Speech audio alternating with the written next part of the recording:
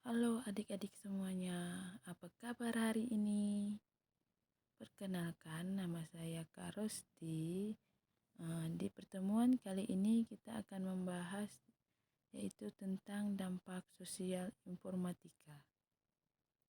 Dampak sosial informatika merujuk pada perubahan sosial yang sering terjadi sebagai akibat dari penggunaan teknologi informasi dan komunikasi TIK dalam masyarakat.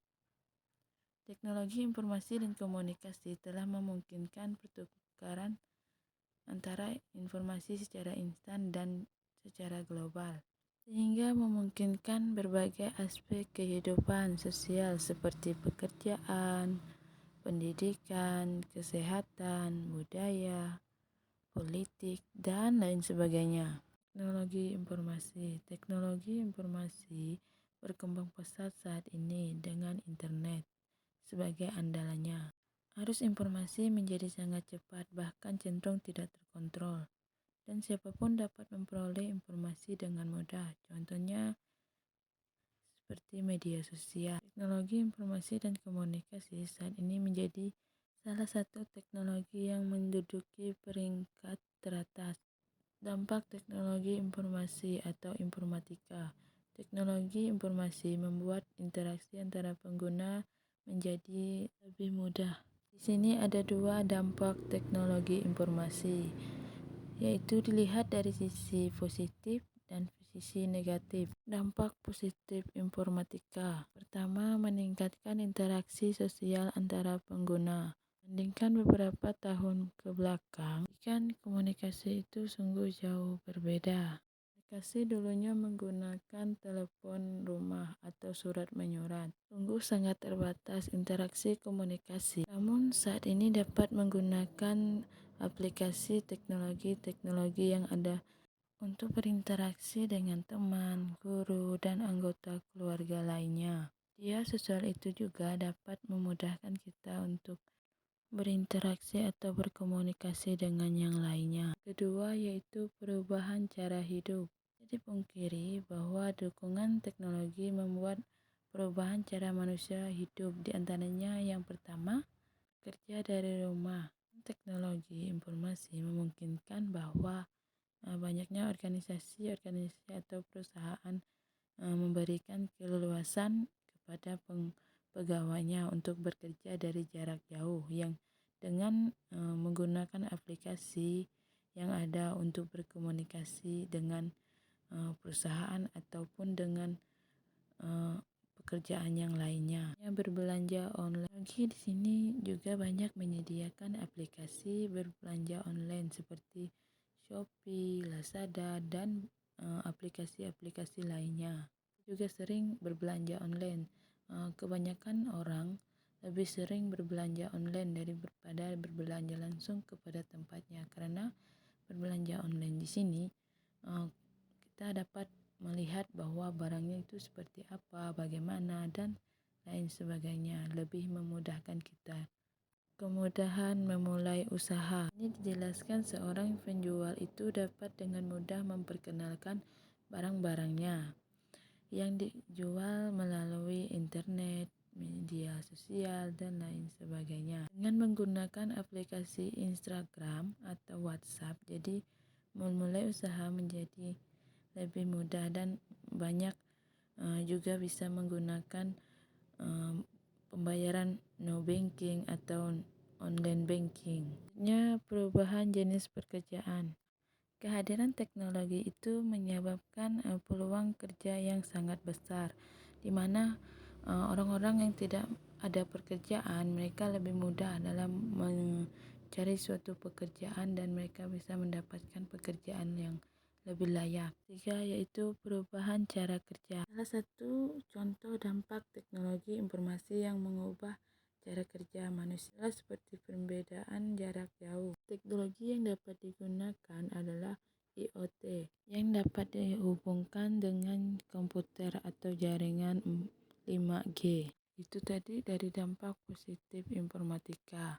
Namun kita juga akan membahas dampak negatif dari informatika, yaitu hoax. Ini didefinisikan sebagai rencana menipu orang memberi berita yang tidak benar melalui sosial media seperti pesan ataupun berbagai penipuan yang sering dilakukan. Yang kedua yaitu ujaran kebencian. Ujaran kebencian di sini banyaknya dilakukan di media sosial.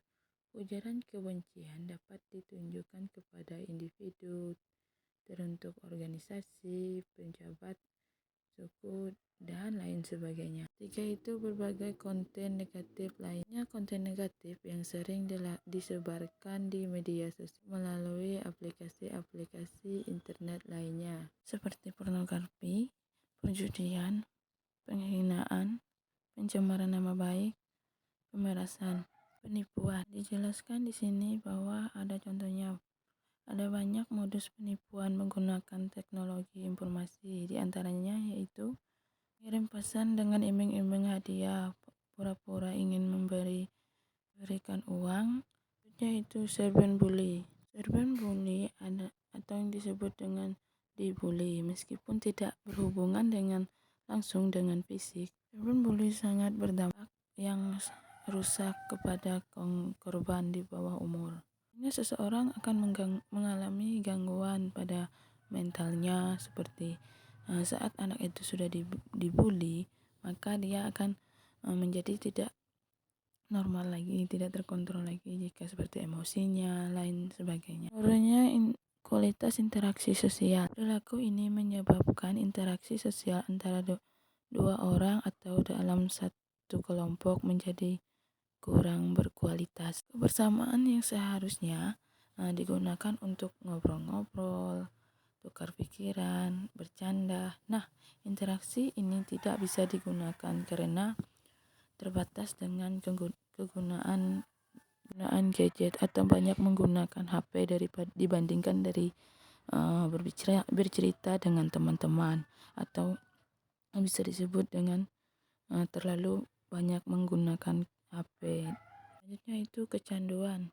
Teknologi di sini dijelaskan bahwa terlalu banyak menggunakan seperti komputer, laptop, HP, dan lain sebagainya. Maka ini bisa dikatakan kecanduan, misalnya seperti bermain game, nonton video, dan lain sebagainya, ataupun bermain sosial media. Mereka terlalu berlebihan karena bisa dikatakan itu adalah kecanduan teknologi informasi. Terakhir yaitu menurunnya kesehatan. Kan di sini bahwa menurunnya kesehatan karena diakibatkan terlalu sering menggunakan HP ataupun alat lainnya, maka akan merusak seperti mata, mental, cara berpikir seseorang akan mulai berubah karena terlalu banyak menggunakan HP. Maka kesehatan seseorang juga akan berubah melalui adanya